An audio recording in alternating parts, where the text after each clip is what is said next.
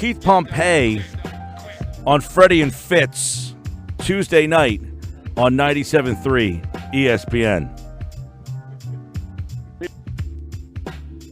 Here's the thing. If they go to 7 games, you'll say to yourself, Brett Brown may be able to salvage it.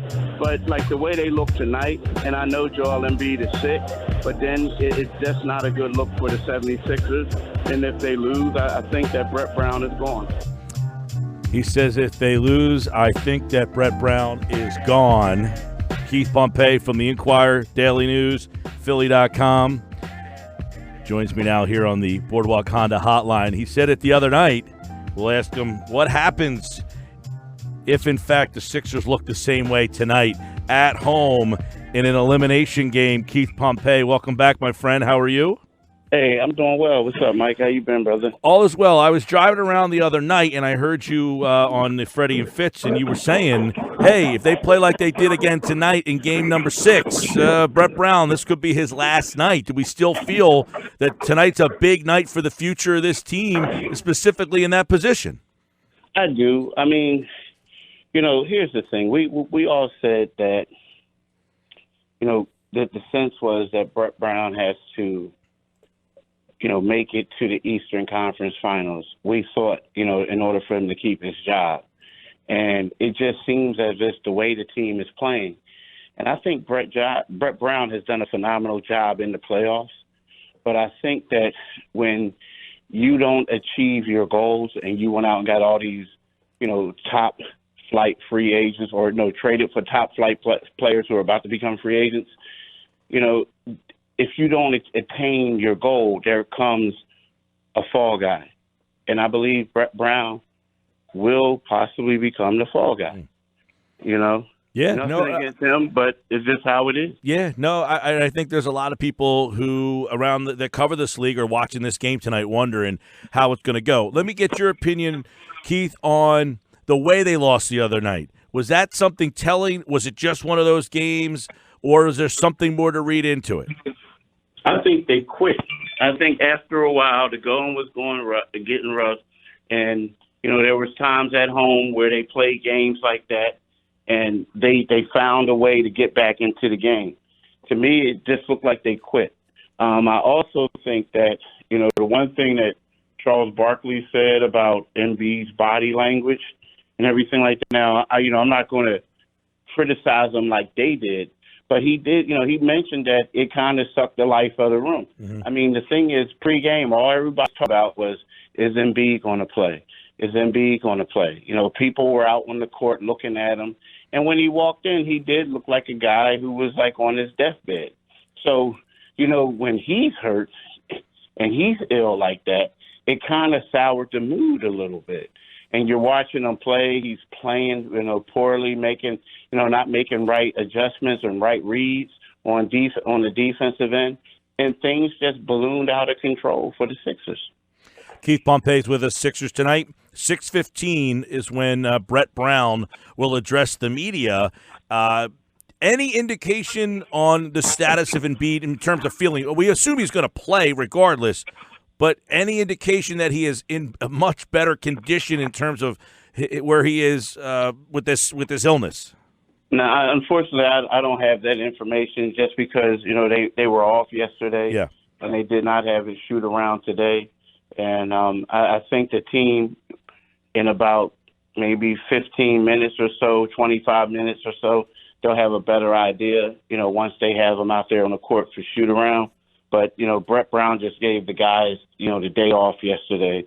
And for him, that's a good thing. So, Embiid could get more rest. All right, Keith. Obviously, Embiid's a difference maker, right? But Ben Simmons, are they at a point where, much like the coach, that they might need to reevaluate themselves if he gives another stinker to say, we can't get through to this guy? Or is it just, look, he's 22, he's in his second year, he's got a lot of development, and there's going to be a lot of frustration? I'm kind of torn with the whole Ben Simmons thing. And the reason why I'm saying that is, I get people's frustration, and I get that. Believe me, I do. You wish that he could, for him and for the team, You wish that he could develop a jumper or he would start taking a jumper. The only problem is we've known that all season. The Sixers have known that since they drafted him for a couple of years. When things are going right, Ben Simmons is your he's your fifth option to shoot the ball. Now all of a sudden other guys are struggling, the team is losing, and when Ben doesn't shoot the ball, or we're all saying, hey, he's not aggressive. The difference now as of before, when Ben was getting these stats and he didn't shoot the ball, was he had the ball in his hands. So right now he's playing power forward. He's not a threat to shoot. Jimmy Butler has the ball, or Tobias.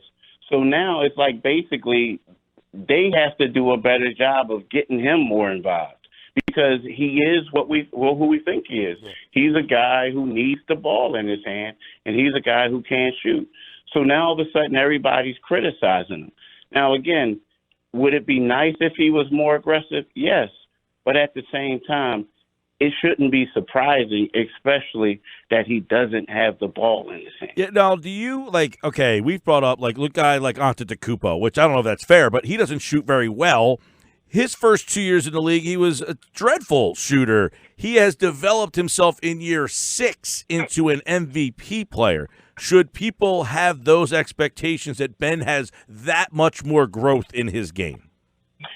Kind of, sort of. But if you notice, the problem with Ben Simmons is, when Antetokounmpo, I call him the Greek freak because I'm always butchering his name, even though I should know how to pronounce it. That's because you went to Pitt. Yeah, here we go. You opened it right up for me. I know, right? Good one, though. So anyway, here's the difference between the two is that when Antetokounmpo, Greek freak, when he came into the league, none of us knew who he was. No one did. Ben Simmons was this hyped up, ballyhooed player, from Australia who went to school in Florida and went to LSU. And from the day that he was drafted, the expectations were not that he was just going to be an all-star. He was going to be a perennial all-star, this and that.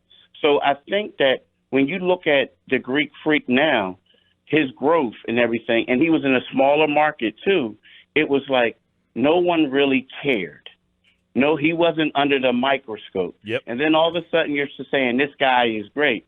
And you look at Ben Simmons and you see the commercials, you see all the hype, baby LeBron, he calls himself the Fresh Prince. He's an all-star his second year. And it's one of those things where, like you said, everybody is expecting him to get from point A to point B in milliseconds.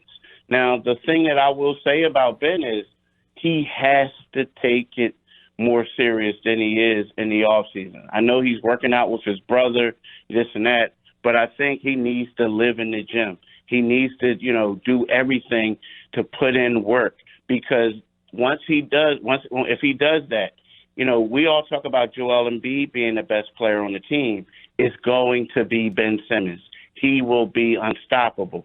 But it all starts with him putting in the work. But I do agree with you that the reason why it took the Greek freak 6 years, but at the same time, the Greek freak wasn't coming in the league being recognized as baby LeBron James. That's a real good point. Keith Pompey, let me get your opinion on this. I believed that the Raptors were the better team. Now, many people have said it's nothing that the Raptors have been doing. It's self-inflicted wounds by the Sixers as to why they're down. Is that the case? Are the Raptors not the better team and the Sixers have just played poorly, or should we give the Raptors credit? I think you have to give the Raptors some credit. The thing is, I do believe the Raptors are the better team.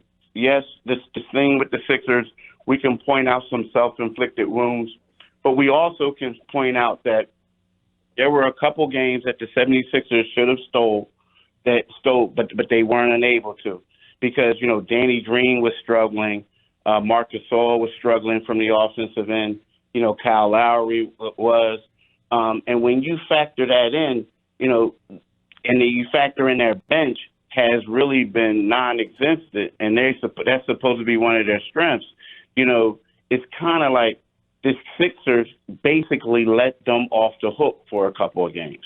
You know what I mean? Like the Sixers no should doubt. have been up 3-1, and they should have won this series. But the thing is like you said, it's like you can't keep going up against a team and not taking advantage of their weaknesses.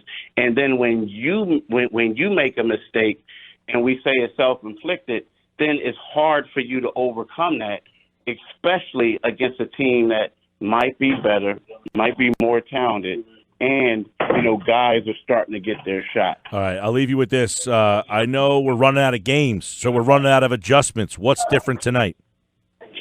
Man, the one thing is, you know what? I don't really. I think they'll probably have to make a conscious effort of getting Tobias back heavily involved. I think you may need to do some post-ups or find a way to feed Ben Simmons the ball. Again, I know I said on the perfect world he's a fourth option, but you got to have to get his confidence going at least early on. Just early on. Also let him have the ball at times. That way he can feel like a part of the team. You know what I mean? But the one big thing is I think that Joel Embiid has to play like Joel Embiid. That's not an adjustment. He just has to come out and play hard. He has to play like Joel Embiid played in the third game. I know he's saying the sickness. Joel wants to have a great legacy, what have you. Well, this is the time to have a legacy game if the Sixers are going to win. Are you going back through customs, or is this it? I think I'm going back through customs. Yeah, I think the Sixers will pull it out. All right, man. I think they will. Yeah, hell the pit, brothers. I wish I was seeing you tonight, but I won't. I'll see you in the next round, hopefully. Okay, hell the pit. Take care. Bye. Keith Pompey, Sports Bash Live. He gets the last word today because he was kind enough to join us on the Boardwalk Honda Hotline.